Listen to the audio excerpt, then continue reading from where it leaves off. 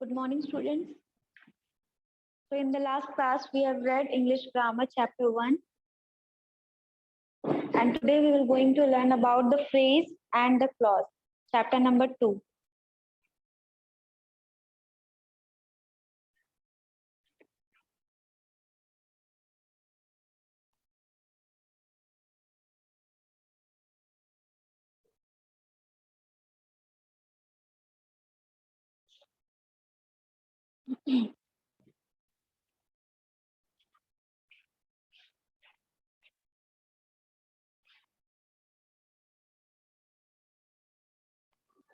So I've told you that about the phrase, ठीक है?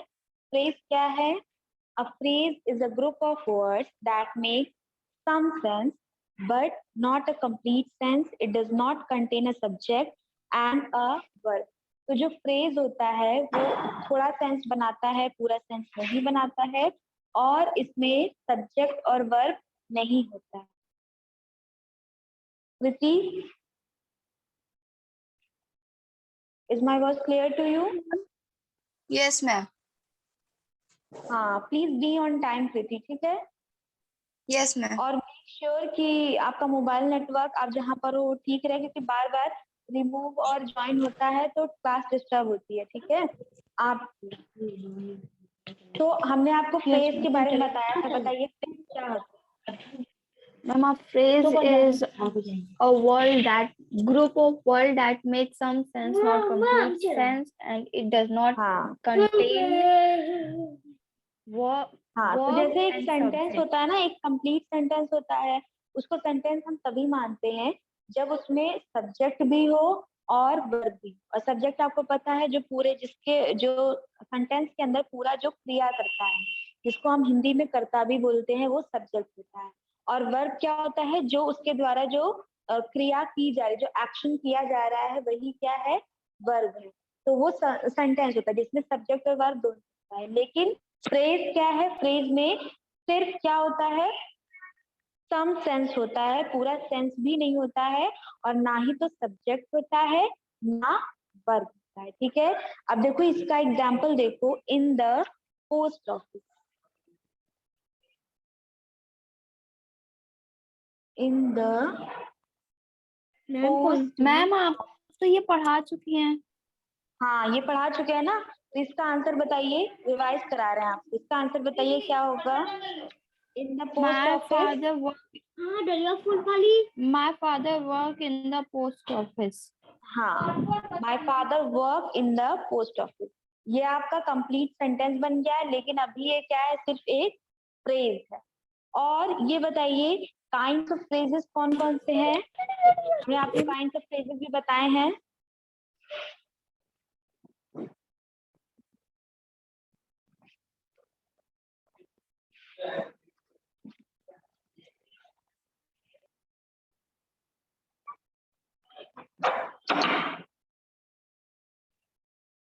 Kinds of phrases बताइए बच्चों. एडजेक्टिव फ्रेज, एडवर्ब फ्रेज और नाउन फ्रेज. एडजेक्टिव हमने आपको बताया था. एडजेक्टिव क्या होते हैं? एडजेक्टिव वो है जिसमें क्वालिटी पता चलती है ना. नाउन, नाउन की क्वालिटी पता चलती है. क्वालिटी जैसे कि he is thin, he is fat, her eyes colour is brown, है ना. तो ये सारी चीजें जो है वो क्वालिटी बताती है. या this marker shape is thin या पतला या गोल, कुछ भी कह सकते हो आप. सो ये क्या होते हैं? एडजेक्टिव्स होते हैं जो हमें नाउन प्रोनाउन की क्वालिटीज बताते हैं. तो इसी तरह एडजेक्टिव फ्रेज भी होते हैं जिसमें और ज्यादा नाउन की क्वालिटीज को मॉडिफाई करके बताया जाता है. नेक्स्ट क्या है? Adverb phrase. तो एडजेक्टिव फ्रेज हम पढ़ चुके थे, अब आते हैं एडवर्ब फ्रेज पर. So adverb phrases are group of words that function on as adverbs. They modify the meaning of a verb, an adjective or another adverb. तो adverb phrase क्या होते हैं? जो adjective की, जो adjective होता है उसको और ज्यादा उसकी मीनिंग को मॉडिफाई करते हैं. मतलब अभी adjective जो था वो noun को मॉडिफाई कर रहा था, लेकिन अब जो एडवर्ब है वो एडजेक्टिव को भी मॉडिफाई कर देगा। और किसको मॉडिफाई करेगा? वर्ब को, है ना। एडजेक्टिव को, वर्ब को और एडवर्ब खुद को भी, एडवर्ब को भी वो और ज्यादा उसकी मीनिंग बताएगा, है ना। इन सब की मीनिंग और ज्यादा मॉडिफाई करके बताएगा। तो इसी को हम क्या कहेंगे? इसको हम कहेंगे एडवर्ब। ठीक है, ये है एडवर्ब फ्रेज। अब आते हैं इसके एग्जाम्पल देखते हैं तो ये और ज्यादा क्लियर हो जाएगा।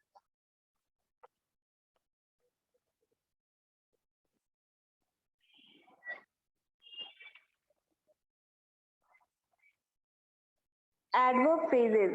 She danced in a beautiful manner, है ना। She danced. She danced in a beautiful manner.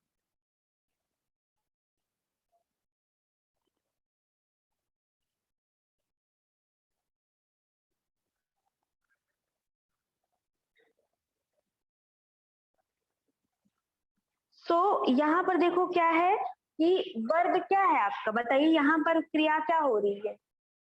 Verb क्या हो रहा है बताओ? Ma'am dance. मैम हाँ, डांस। डांस हो रहा है ना। वर्ब जो है ये डांस है, तो डांस को और ज्यादा मॉडिफाई कर देना है, तो शी डांस। अब इस वर्ब को, इस क्रिया को और ज्यादा मॉडिफाई करना क्या हो जाएगा, क्या कहलाएगा आपका? एडवर्ब कहलाएगा। ब्यूटीफुल मैनर, मतलब कि डांस तो कर रही है लेकिन कैसे कर रही है? बहुत ही ब्यूटीफुल मैनर में, बहुत ही ज्यादा सुंदर तरीके से डांस कर रही है। समझ रहे हो ना एडवर्ब क्या है? मतलब वर्ब को, एडजेक्टिव को और एडवर्ब को खुद को भी वो और ज्यादा मॉडिफाई कर देगा। एक और एग्जांपल देखिए कि I bought the book from an online store. I bought book from an online store. तो अब यहाँ पर क्या क्रिया हो रही है बच्चों? यहाँ पर वर्ब क्या है, एक्शन वर्ड क्या है, बताइए। Ma'am online store. नहीं बेटा, बॉट। जो एक्शन है वो बॉट है। बाय का सेकेंड फॉर्म क्या है? बॉट है ना।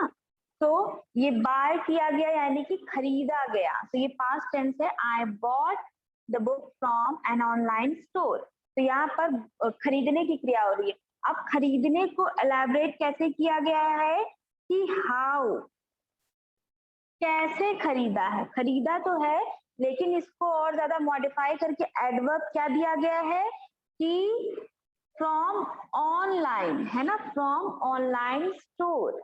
समझ रहे हो? अब आते हैं नेक्स्ट पर।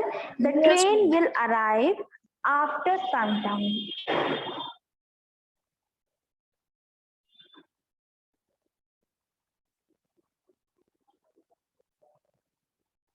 After some time.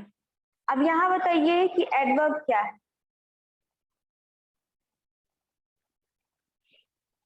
मैम हाँ, ये यहाँ पर एडवर्ब बताइए। मैम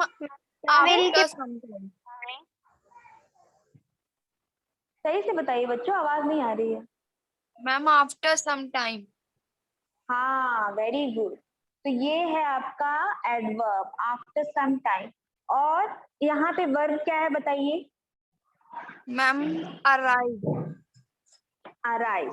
तो यहाँ पर व्हेन को इलैबोरेट किया गया, व्हेन बताया गया है कि कब आएगी, है ना। यहाँ पर व्हेन को क्लियर किया गया है। यहाँ पर हाउ था, यहाँ पर व्हेन था, और नहीं, यहाँ पर वेयर था। यहाँ पर तो वेयर था ना कि प्लेटफॉर्म पर, ये है how. I bought the book from online, तो फ्रॉम मतलब कहाँ से, तो वेयर। और यहाँ पर क्या था, she dance in a beautiful manner, तो कैसे डांस करती है, हाउ। और यहाँ पर क्या है, the train will arrive after some time, मतलब व्हेन, कब की बात हो गई, समय बताया गया यहाँ पर कि कब की बात हुई है। तो एडवर्ब फ्रेजेस समझ में आ रहे हैं कि नहीं बच्चों, बताइए। आ रहे हैं कि कुछ कंफ्यूजन है, बताओ।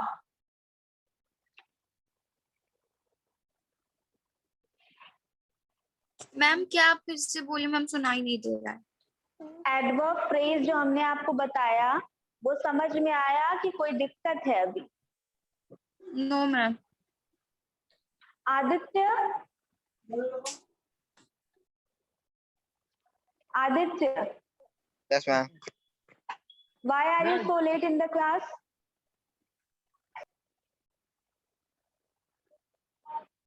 बताइए।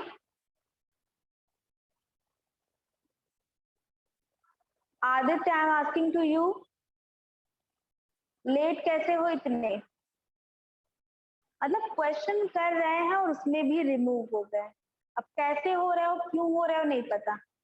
क्लास में कम से कम 2 क्लासेस आपकी चलती हैं। अब देखो जैनब भी चली गई। I think there is some problem with the network. Kriti, Saumya, network problem है ये कि लोग जानबूझ के रिमूव होते हैं? मैम पता नहीं। आपकी तरफ होता है ऐसा कुछ? No ma'am. No ma'am.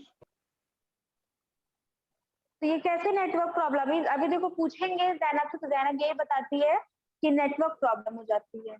आने दीजिए फिर से। तो हमने आपको बताया है एडवर्ब फ्रेजेस। अब एडवर्ब फ्रेज का एक और डेफिनेशन देख लो कि adverb phrases are group of words that function as adverb. Adverb की तरह फंक्शन होता है। They modify the meaning of a verb, adjective और अनदर एडवर्ब। तो ये लोग वर्ब की, एडजेक्टिव की और दूसरे एडवर्ब की जो मीनिंग होती है उसको और ज्यादा मॉडिफाई कर देते हैं। जैसे यहाँ पर she dance in a beautiful manner, तो ये डांस को और ज्यादा मॉडिफाई कर दिया गया कि किस तरह से, ब्यूटीफुल मैनर। और I bought the book from online store, तो बुक को कहाँ से लिया है, ऑनलाइन लिया गया, तो यहाँ वेयर को इलेबरेट किया गया। The train will arrive after some time, तो आएगी तो ठीक है लेकिन उसको और ज्यादा इलेबरेट कर दिया गया कि कुछ समय के बाद आएगी। Zainab, yes ma'am. ये क्या हो रहा है बेटा, आप आते हो चले जाते हो? मैम व्हाट इज पता दिस नहीं बिहेवियर? आ रहा है। कृति तो बोल रही है कि उसकी तरफ ऐसा कुछ नहीं होता कभी, तो आपकी तरफ ही ऐसा क्यों हो रहा है आजकल? और मेरी ही क्लास में हो रहा है गेस, बताइए कि और भी क्लासेस में होता है? जैनब,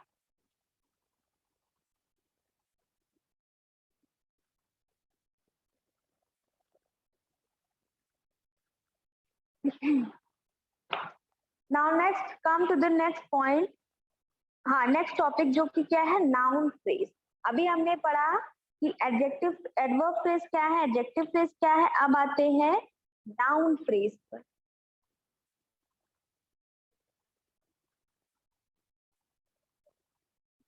अब नाउन फ्रेज देखिए, noun phrases are group of words that function as noun. अब नाउन फ्रेजेस जो हैं वो कुछ ऐसे ग्रुप ऑफ वर्ड्स हैं जो किसकी तरह फंक्शन करते हैं, नाउन की तरह ही फंक्शन करते हैं। जैसे like now, like a noun phrase can act as subject of the verb, as subject of preposition। अब नाउन क्या होता है, नाउन एक सेंटेंस के अंदर पूरा सब्जेक्ट होता है ना, जो करता होता है वो कौन होता है, नाउन होता है। तो नाउन फ्रेज भी सेम सब्जेक्ट की तरह ही सेंटेंस में यूज किया जाएगा, ठीक है, सब्जेक्ट की तरह और प्रिपोजिशन, सब्जेक्ट ऑफ प्रिपोजिशन की तरह और सब्जेक्ट ऑफ वर्ब की तरह भी ये नाउन नाउन फ्रेज जो है वो यूज किया जाएगा। एग्जाम्पल देख लो, going for a walk is my daily routine.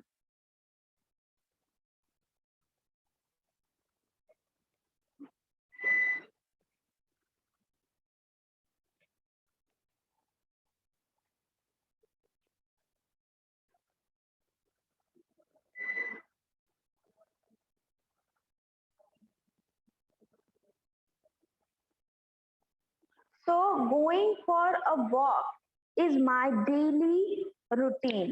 अब यहाँ पर देखो, यहाँ पर क्या है बताइए, सब्जेक्ट ऑफ क्या है, सब्जेक्ट ऑफ प्रीपोजिशन है, सब्जेक्ट ऑफ वर्ब है, या फिर सब्जेक्ट ऑफ नाउन है, बताइए क्या है।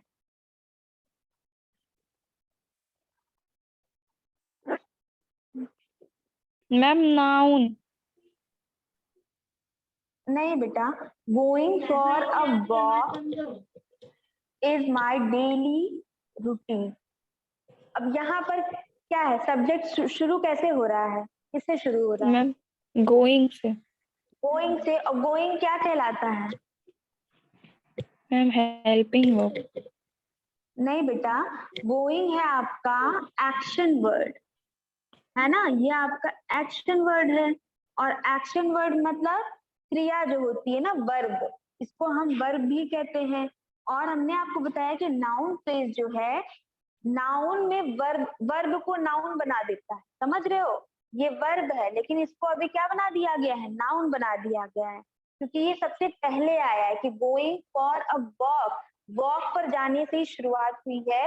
इज माई डेली रूटीन, माई जो है देखो इसको यहाँ पर रखा गया है, लेकिन गोइंग को पहले बना दिया। तो हमने आपको बताया था ना, इसका डेफिनेशन क्या है, noun phrases are group of word that function as noun like a noun phrase can act as a subject। ठीक है, नाउन फ्रेज जो है एक सब्जेक्ट की तरह भी एक्ट करेगा, सेंटेंस को स्टार्ट कर सकता है, सब्जेक्ट की तरह एक्ट करेगा, और ऑब्जेक्ट ऑफ द वर्ब, और ऑब्जेक्ट की तरह भी करेगा। ऑब्जेक्ट मतलब जो यहाँ पर होता है ना, जिसके जिसके द्वारा करा जाता है, जिसके लिए किया जाता है, वो जो ऑब्जेक्ट होता है लास्ट में आता है, ठीक है।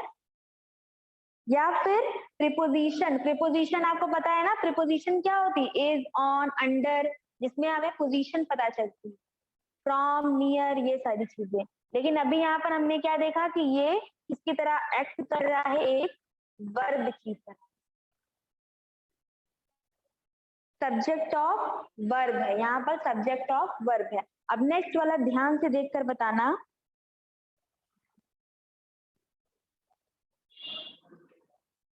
she loves she loves playing on guitar। अब यहाँ पर देखो, नाउन फ्रेज को ऑब्जेक्ट ऑफ वर्ब की तरह यूज किया गया, जैसे she loves playing on guitar। अब यहाँ पर ऑब्जेक्ट क्या है, गिटार है, ये आपका ऑब्जेक्ट जो है वो गिटार है। तो प्लेइंग ऑन गिटार, ये आपका क्या है, फ्रेज है, ये आपका फ्रेज है। She loves playing on guitar, phrase की अगर डेफिनेशन आपको याद हो, तो फ्रेज की डेफिनेशन हमने क्या बताई थी आपको बच्चों, कि फ्रेज में वर्ब नहीं होता है, सब्जेक्ट नहीं होता है, लेकिन अब काइंड ऑफ फ्रेजेस क्या है, काइंड ऑफ फ्रेजेस में क्या था कि एडजेक्टिव फ्रेज, एडवर्ब फ्रेज और नाउन फ्रेज। तो यहाँ पर हम लोग क्या पढ़ रहे हैं, नाउन फ्रेज पढ़ रहे हैं। तो नाउन फ्रेज में एडवर्ब जो है वो वर्ब की तरह यूज करते हैं, ऑब्जेक्ट की तरह यूज करते हैं, और ऑब्जेक्ट ऑफ प्रीपोजिशन की तरह। तो यहाँ पर प्लेइंग ऑन गिटार, ये जो गिटार है ये आपका ऑब्जेक्ट है, गिटार ही आपका ऑब्जेक्ट कहलाएगा। तो ये सेंटेंस में क्या है, ऑब्जेक्ट ऑफ वर्ब है, ठीक है।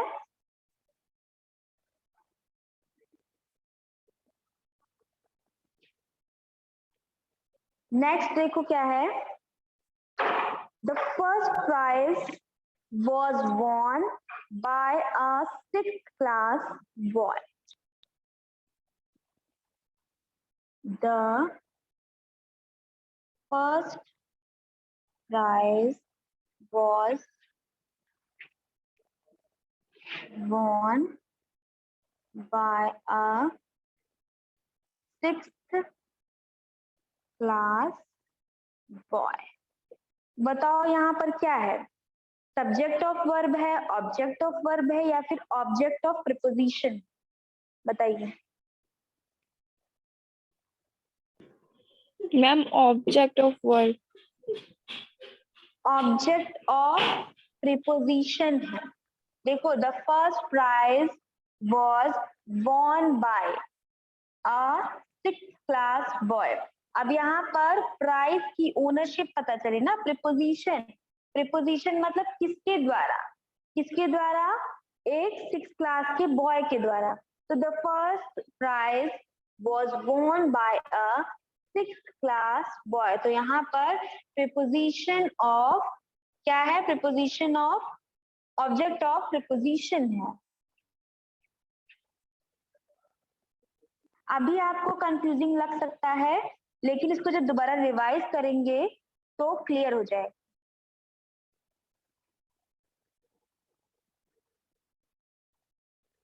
ठीक है,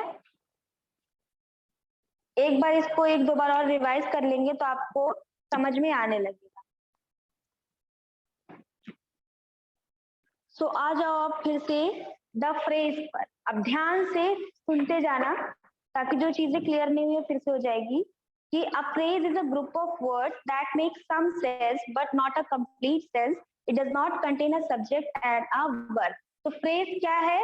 phrase कुछ ऐसे group of words है जो कि some sense बनाते हैं, यानी कि थोड़ा सेंस बनाते हैं, पूरा सेंस नहीं बनाते हैं।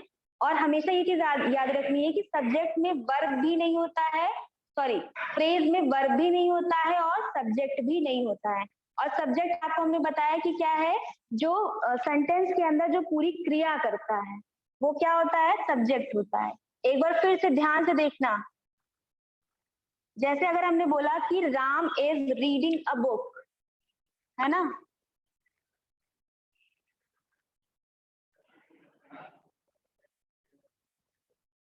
तो बताइए इसमें सब्जेक्ट क्या है?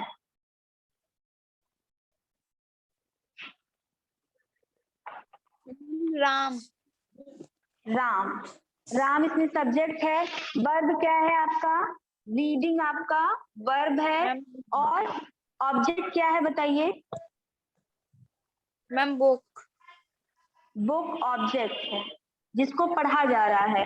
इसको क्या मानेंगे यहाँ पर बताइए? Ma'am helping verb. Helping verb, या फिर इसको ऑक्सिलरी भी कहते हैं। ठीक है, हेल्पिंग वर्ब क्या हेल्प करता है हमको? सेंटेंस का टेंस जानने। ठीक है, सेंटेंस का काल कौन सा है ये बताइए। यहाँ पर कौन सा टेंस है? पास्ट है, प्रेजेंट है, या फ्यूचर है? मैम प्रेजेंट है। प्रेजेंट टेंस है ना। Ram is reading a book का मतलब क्या है? राम बुक पढ़ रहा है। तो ये टेंस कौन सा है? प्रेजेंट है। और हमको हेल्प किसने करी ये बताने में? हेल्पिंग वर्ब में, जो कि क्या है? इज है। तो अब आते हैं फ्रेज पर। हमें पता चल गया कि सब्जेक्ट क्या है और वर्ब क्या है और ऑब्जेक्ट क्या है।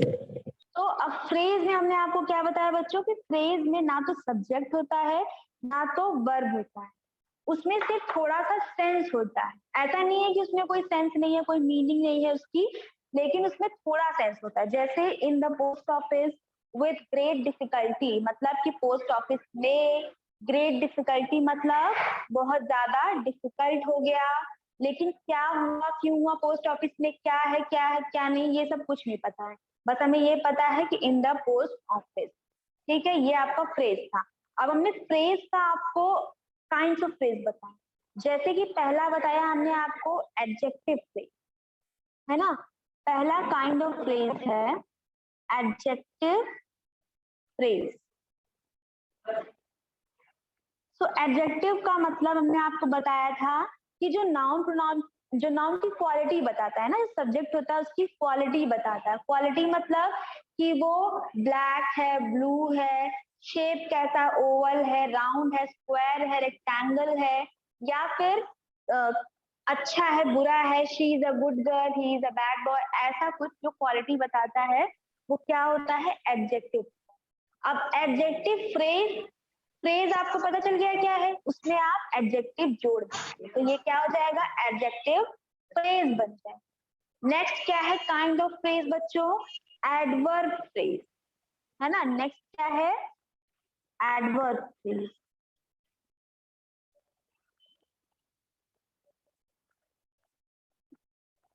आप लोग देखते भी हैं, एडवर्ब फ्रेज, ठीक है। तो एडवर्ब फ्रेज जो है ये क्या कहलाएगा, एडवर्ब क्या होते हैं, जो एडजेक्टिव की क्वालिटी को और ज्यादा एनहांस करते हैं और ज्यादा मॉडिफाई कर देते हैं। तो एडवर्ब फ्रेज क्या है, जिसमें एडजेक्टिव की और ज्यादा क्वालिटीज को दिखाया जाए। जैसे कि हमने आपको बताया कि adverb phrases are group of word that function as adverbs, they modify the meaning of a verb and adjective और अनदर वर्ब। ये लोग किसी वर्ब की, एडजेक्टिव की और दूसरे एडवर्ब की मीनिंग को और ज्यादा मॉडिफाई कर देते हैं। मॉडिफाई मतलब हमें और ज्यादा उसके बारे में पता चल। थर्ड देखो क्या है बच्चों, थर्ड का काइंड्स ऑफ फ्रेजेस क्या है कि नाउन फ्रेज। थर्ड क्या है, नाउन फ्रेज।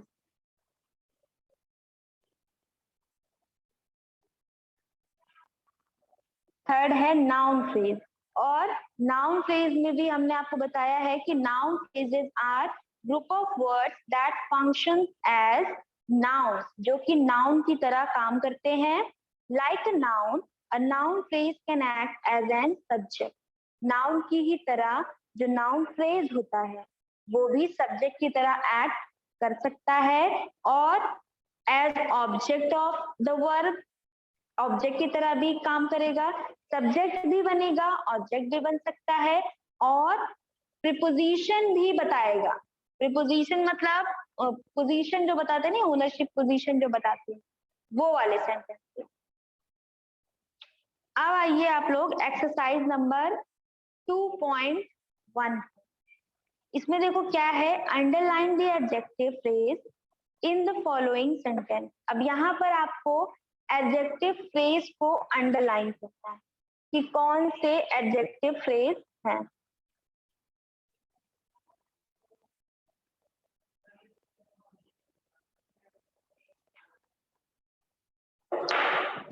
जैसे ही is a student with excellent communication,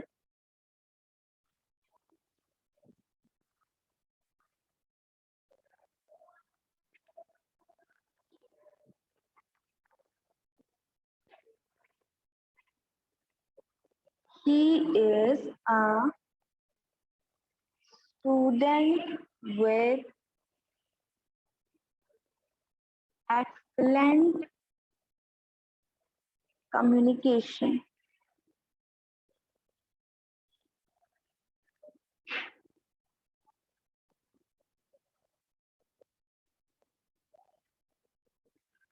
तो यहाँ पर बताइए, कोशिश करिए कि एडजेक्टिव, सॉरी, हाँ, एडजेक्टिव फ्रेज कौन सा है, अंडरलाइन करना है, बताओ।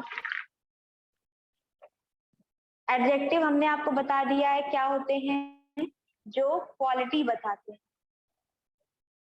सो he is a student with excellent communication, तो यहाँ पे एडजेक्टिव फ्रेज कौन सा हो सकता है।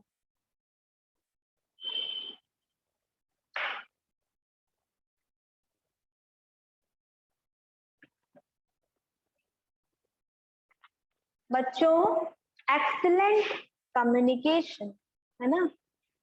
ही इज, ही तो आपका सब्जेक्ट हो गया, इज हेल्पिंग वर्ब है, स्टूडेंट आपको बताया गया, स्टूडेंट भी एक तरह का सब्जेक्ट ही हो सकता है। और यहाँ पर क्या है, विद एक्सीलेंट कम्युनिकेशन, क्या है, विद एक्सीलेंट कम्युनिकेशन। यहाँ पर आपको एडजेक्टिव बताया गया कि उसका जो कम्युनिकेशन है वो बहुत ज्यादा अच्छा है, तो ये आपका क्या हो जाएगा, एडजेक्टिव फ्रेज हो जाएगा बच्चों। नेक्स्ट देखो क्या है sentence, she bought a sari of green colour from the market, है ना। She bought a sari of green color from the market.